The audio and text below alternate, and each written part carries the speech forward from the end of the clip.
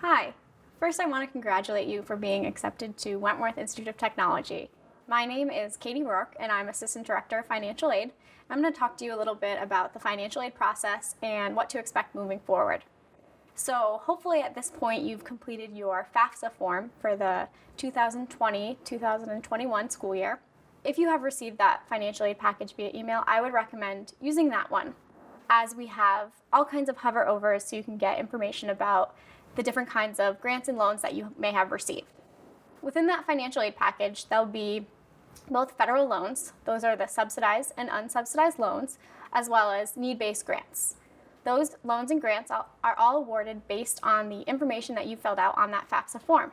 In addition to viewing your financial aid package electronically that we sent via email, you can log into your OutConnect account. Your OutConnect account is your portal to everything on campus. This is where you will accept your financial aid award, you will register for classes, and you'll be able to pay your bill. You can log into your OutConnect account using your Wentworth username and password. That information is located on your admissions acceptance letter. Your parent can also have proxy access granted to them so they can have a login for this OutConnect account and view the same things that you're able to view. If you're looking to receive additional scholarships when attending Wentworth, you can log into what's called Scholarship Universe. This is our online platform where you log in with your Wentworth username and password and have the opportunity to search for private scholarships online.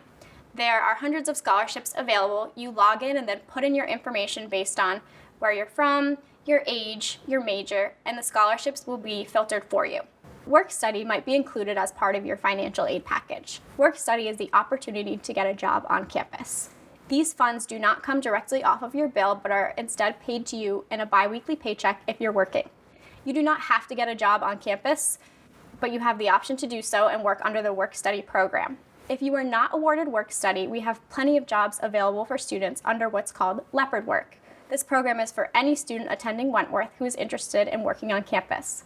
There are jobs available in places like the library, the gym, the different labs on campus, and various other offices on campus. One other thing I would like to go over, which a lot of students have questions about, is what's called the cost of attendance.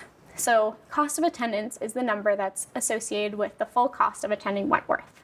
This includes both the direct and indirect costs. So this is going to be the cost that you will pay directly to the university and then other costs that might be associated with attending college. The direct costs are the tuition, the room and board, and the technology fee. Those are the three things that you're actually going to pay directly to the university.